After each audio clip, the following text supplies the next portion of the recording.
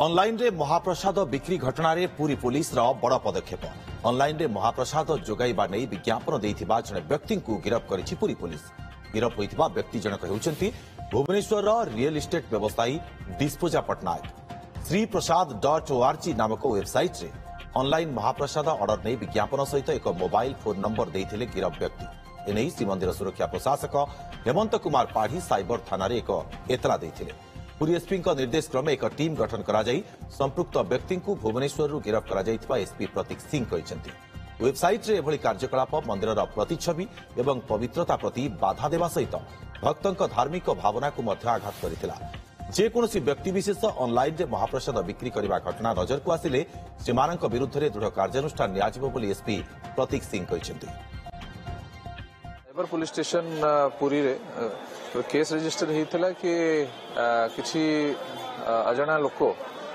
Website create करिसेंती और online website रे महाप्रसाद बिक्री करने को से माने प्रचार प्रसार करुछंती। से रिलेशन रे गोटे केस रजिस्टर होता केस नंबर 26 22 अक्टोबर को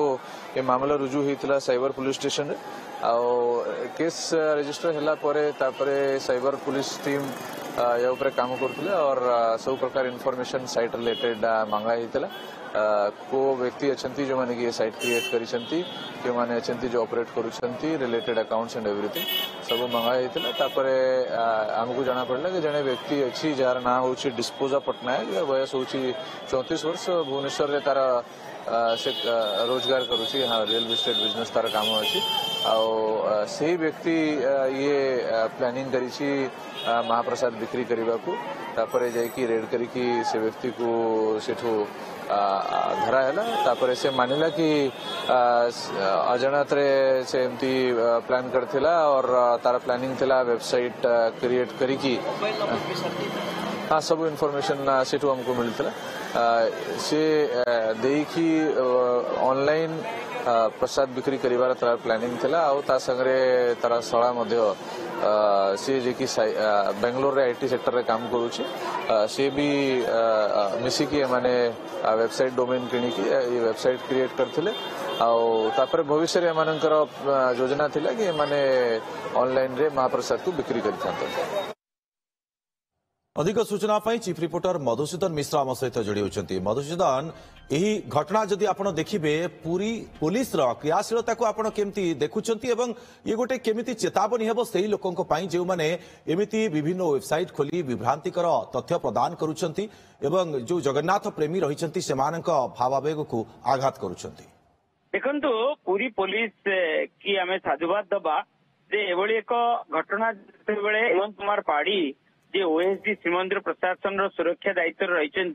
से एक अभियोग दबा परे केउटी ना केउटी तत्पर होई उठिला पूरी पुलिस एवं कार्यशील भावे एक पदक्षेप नेला एवं ए जो घटनाटी घटला यह निश्चित एक उदाहरण पाल्टिबो परवर्ती समय रे जेउ माने ऑनलाइन रे महाप्रसाद बिक्री करिया पाई गोटे योजना करूचंती किंबा महाप्रसाद बिक्री करूचंती किंबा महाप्रसाद बिक्री करिया पाई गोटे आकर्षण सृष्टि करूचंती जे मात्र 49 टंका मात्र 150 टंका आपण घरे महाप्रसाद पहुंची जीव। तेणु ये गोटे आमे कहि परिबा गोटे प्रथम पदक्षेप कहले अत्युक्ति हम ना एवं एभली जो अनेक गुड़िया अभियोग रही जमती आमे कहि परिबा या पूर्व स्विगी विरोध अभियोग होता किसी जगन्नाथ प्रेमी भक्त अभियोग करथिले जे ऑनलाइन ने बिक्री करा जाउची अमेजन विरोध में करा जाइछि एवं ता पूर्व अनेक गुड़े आहार एक ऑनलाइन वेबसाइट ता विरोध में करा जाइछि केउंट ना केउंटी एवं ये जो वेबसाइट एथिरे जगन्नाथ मंदिर रो फोटो चित्र को देकरी आकर्षण करबा पाई मधुसूदन पूरी पुलिस रो एक्शन को नेकी कोन प्रतिक्रिया आसुची स्थानीय अंचल रे स्थानीय जो बुद्धिजीवी रहिचंती किबा जगन्नाथ प्रेमी भक्त रही कि सेवायत मैंने रही बारंबार से ऑनलाइन रे जेबड़ी भावे फेक भावे जगन्नाथ महाप्रसाद बिक्री करा जाउची बेली जो ऑनलाइन रे प्रचार करा जाउची एवं एभली पदक्षेप जेहेतु निया जाइछि तेणु समस्ते प्रशंसा करुचंती किंतु गोटे पदक्षेप नुह आपण जदि ऑनलाइन खोलिबे वेबसाइट खोलिबे बोधवे एभली भावे शह शह संख्यार ऑनलाइन वेबसाइट माध्यम जगन्नाथ मंदिर महाप्रसाद कहीकि ମାନେ ଆକର୍ଷଣ କରିକି ବିକ୍ରି କରିବା ପାଇଁ ଉଦ୍ୟମ କରାଯାଉଛି। ତେଣୁ ଇଏ ଗୋଟିଏ ଅଭିଯୋଗ ନୁହଁ, ଯେତେବେଳେ ଗଣମାଧ୍ୟମରେ ଦୁର୍ଗା ମାଧବ ଯେତେବେଳେ ପ୍ରଚାର କରାଯାଉଛି କିମ୍ବା ଗଣମାଧ୍ୟମରେ ଆମେ ତାକୁ ଆଣୁଛୁ ମାନେ ଦେଖଉଛୁ, ତା ପରବର୍ତ୍ତୀ ସମୟରେ ଶ୍ରୀମନ୍ଦିର ପ୍ରଶାସନ କେଉଁଠି ନା କେଉଁଠି ପଦକ୍ଷେପ ନେଉଛି, ତା ପରବର୍ତ୍ତୀ ସମୟରେ ପୋଲିସ ପ୍ରଶାସନ ପଦକ୍ଷେପ ନେଉଛନ୍ତି, କିନ୍ତୁ କେଉଁଠି କେବେ ଆଗୁଆ ପଦକ୍ଷେପ ଆପଣ କେବେ ଦେଖି ନାହାନ୍ତି। ମାନେ ଯେତେବେଳେ ଅଭିଯୋଗ ଆସିବ ପରବର୍ତ୍ତୀ ସମୟରେ ଗଣମାଧ୍ୟମରେ ଏହାକୁ ଆମେ ଦେଖେଇବା, ତା ପରବର୍ତ୍ତୀ ସମୟରେ ସେମାନେ ଯାଇକିରି ଶ୍ରୀମନ୍ଦିର ପ୍ରଶାସନ ତରଫରୁ ସିଂହଦ୍ୱାର ଥାନାରେ ଏତଲା ଦିଆଯାଉଛି ଏବଂ ପରେ ପୋଲିସ ପ୍ରଶାସନ ଏହା ଉପରେ मधुसूदन गोटे कथा समस्त मनरे मध्य प्रश्न उंकी मारुथिबो जे पुरी प्रशासन जो श्रीमंदिर प्रशासन रही से माने कहीं एते गुरुत्वर सहित नौ नाहांती एक्टिव होउनांती कोन पे ए दिगरे निश्चित ए संपर्क रे निश्चित श्रीमंदिर मुख्य प्रशासक कोंतु किंबा परिचालना कमिटी रे जेतेबेले बैठक बसुची ए सब ऊपर मध्य पदक्षेप नबा दरकार। तेणु ऑनलाइन